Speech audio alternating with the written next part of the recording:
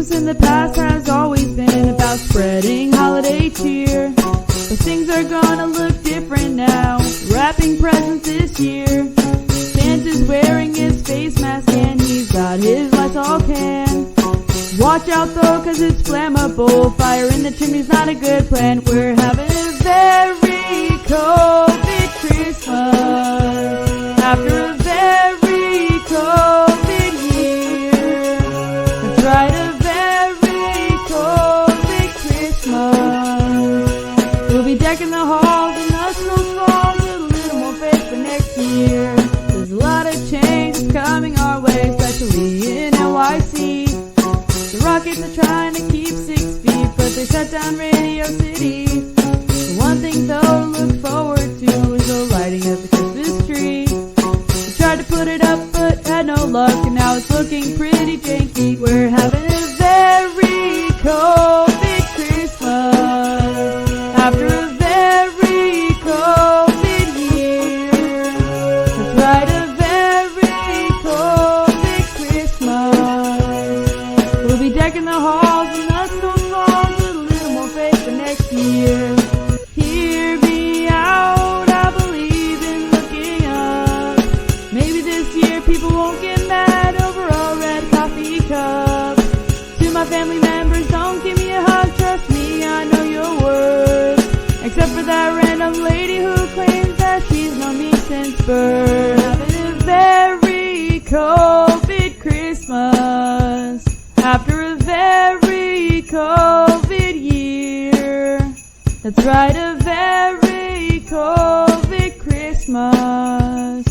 We'll be decking the halls and the snowfalls with a little more faith for next year. We're having a very COVID Christmas after a very COVID year. That's right, a very COVID Christmas. We'll be decking the halls and the snowfalls with a little more faith for next year.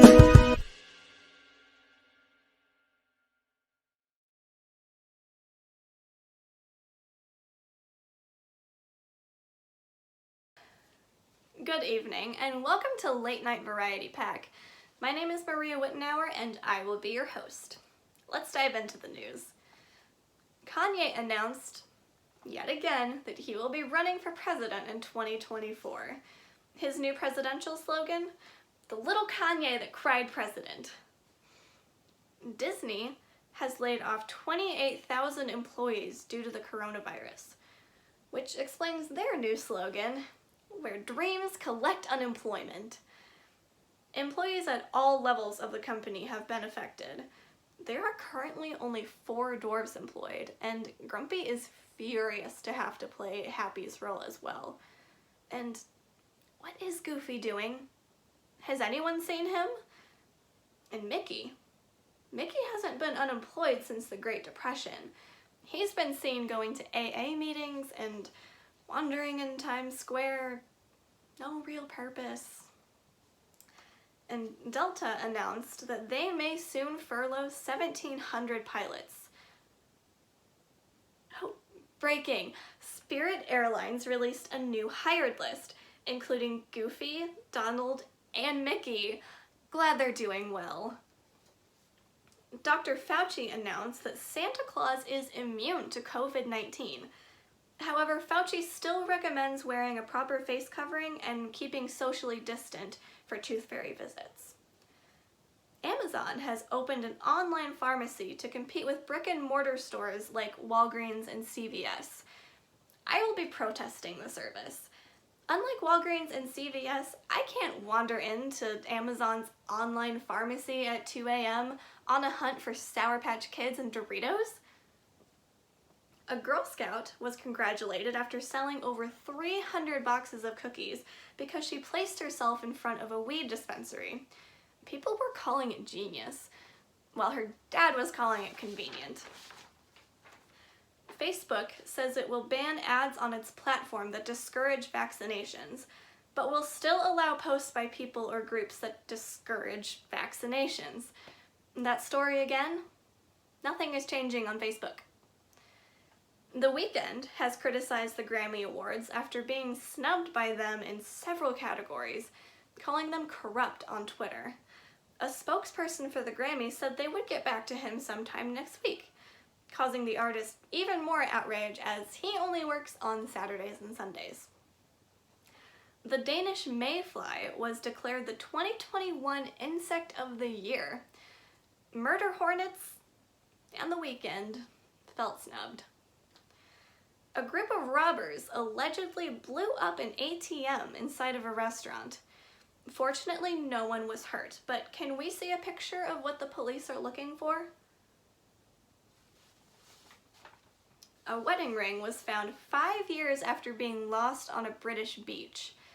A message in a bottle washed ashore soon after, containing divorce papers. A small owl found in Rockefeller Center was released back into the wild.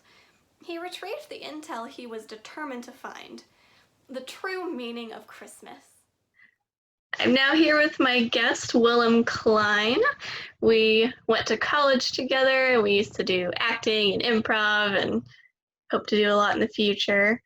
As you can see, late night variety pack and only afford the fancy lights and wardrobe for some of the episode. So, Willem, what have you been up to lately? Not much. Recently, I got a part-time job in retail, and I've been just kind of trying to make some money to survive while I just fulfill some other creative opportunities, like searching for grad school. And let me adjust this a little bit. Searching for grad school and writing and just kind of keeping up on stuff. I got casted recently in an online production with my friend Squire. He asked me to play Scrooge in a reading of A Christmas Carol, so that should be fun. Awesome, yeah. But other than that, yeah, not much really. Sure. Is that going to be like available for anyone to watch? Yes, I think December 20th is when cool. it's being screened, actually, if anybody wants to watch it. It's called Humbug. I haven't really been I've been given a decent amount of details, but work has just been kind of kicking my ass. Sure, yeah. We'll have to put a link in if we can. Right. So, I know it's been a while, but what was it like to be a 2020 graduate this year? Oh man, that was rough. So there's a lot of things that happened personally in my experience. I wouldn't say that I was super. I was upset, of course, because I lost that, or like I said to people before, like friends before, I'm upset that missed out on a lot of opportunities, and like I didn't get to get the graduation ceremony that I had always dreamed of, because one of my biggest dreams was to like walk across the stage for my mom's sake and stuff like that. Sure. But or just even my parents' sake. And like I just remember one day I sat down and I was talking to my girlfriend about this, and I said, overall, don't get me wrong, I'm gonna miss the people and the teachers and everything, but I don't know. I don't think I'll much miss the business aspect of college. Yeah. A lot of the just kind of drowning your money into a degree and always being pestered for donations or stuff like that, or to pay your bills. Because college it's sort of a business sometimes, unfortunately. But yeah, I guess the other big thing too was that we missed out on a lot of theater opportunities, and I'm fortunate enough that I got to do my senior directed one act, which I wrote myself. That was the last show that we got to do before COVID hit, and then during COVID, we also got to do a production of The Tempest, which was socially distanced.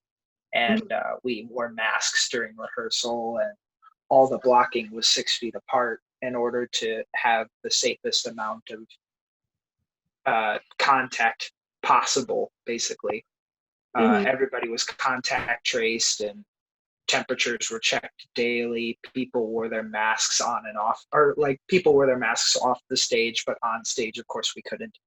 It was a really arduous process, but at the same time, it brought a lot of people together, and definitely worth I it. really enjoyed that. Yeah, I enjoyed that aspect. So lately, how have you been staying creative? That is a good question. So there's a couple things that I've been doing. Um, I just got accepted as a participant for the Irene Ryan Scholarship Competition for KCACTF, which stands for the Kennedy Center Acting College Theater Festival. I think, yeah. Sounds right. But I never knew. Sounds right to me. It's a national scholarship competition that takes place across several different regions of the United States. And I got accepted for my performance playing Prospero in The Tempest. So I have to assemble a short collection of monologues that basically I submit them to judges, and they'll judge me and determine whether or not I'm a good actor or a good enough actor. Yeah. I don't know. Objectivity in art is always a tough thing. But I get where like people draw the lines, of course. I will say, other than that, I've definitely been trying to start some writing projects.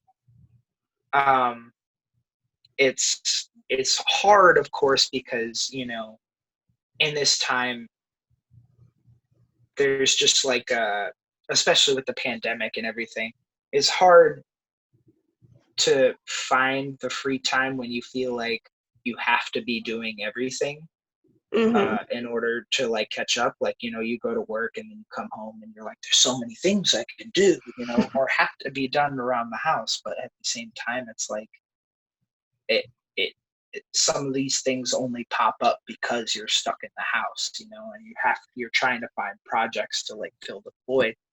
So for me, a lot of the projects that I've been trying to do is I've always wanted to make I've always wanted to make like an adaptation of something. Yeah. And specifically, I feel like it's never been done before, but I've always wanted to sit down and try to write a sort of video game movie. But at the same time, I know it sounds corny or ironic, but like, I wouldn't even say ironic. It sounds corny or cliche is the word I was looking for. But yeah, it's especially challenging. I think a lot of people are scared because in this time of pandemic, because they think that they don't have the time or the means to be creative, or they get writer's block, or there's a bunch of other things. But my advice to everyone, which you'll hear all the time from any great writer or anybody, is watch, read, consume art as much as humanly possible. I mean, the whole fucking internet should be at the majority of people's fingertips, and there's free plays online from contemporary greats like Arthur Miller. You can find a PDF of Death of a Salesman online for free and just read that, and I think that's hands down the greatest play of the last 100 years. So but other than that, a lot of people think that they don't have the guts or the means to write, but that's not true. Sorry, by the way, I keep adjusting because my microphones are in my ear. A lot of people think that they don't have the means to do art because they think their ideas are shitty, or that like they are not capable of finishing them once they start them. And my honest advice is quite literally just, either go away from it, take a break, and come back to it, but for the love of Christ and all that is mighty, finish an idea, Yeah. because when you do, it's not only the most like rewarding thing in the world, but it kind of, as somebody who suffers from anxiety personally, and is medicated for it, like it kind of relieves a lot of that for me. And it takes away a lot of the struggle and pain of not being able to get your thoughts out in the open, so you can actually get them down on paper. Yeah. Writing for me and making art has always been therapeutic in one way or another, whether it makes me laugh, cry, or any number of emotions. But yeah, or makes me express any number of emotions. But yeah, Sure. I love everything about it. Yeah, I think a lot of what people get wrapped up in, and I do too, is thinking that everything you make has to be good, or thinking that because you wrote something that's not so good that you're a bad writer, but that's totally not true. So, and it helps a lot because you don't have to be perfect the whole time. I completely agree with you. I show people that a lot. Like we talked about this before, but it's the nothing can be perfect the first time that you make it. The George, like for example, you look at a intellectual property like fucking Star Wars, and that's a whole stratosphere of content in and of itself, a whole, at this point, a religion basically.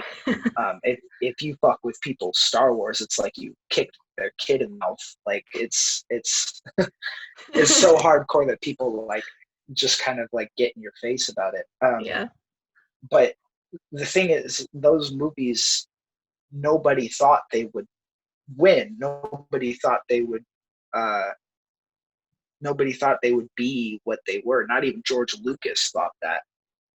But like, there was a bet between Steven Spielberg and George Lucas about like who would win or which would be the more successful movie, Star Wars or Close Encounters of the Third Kind.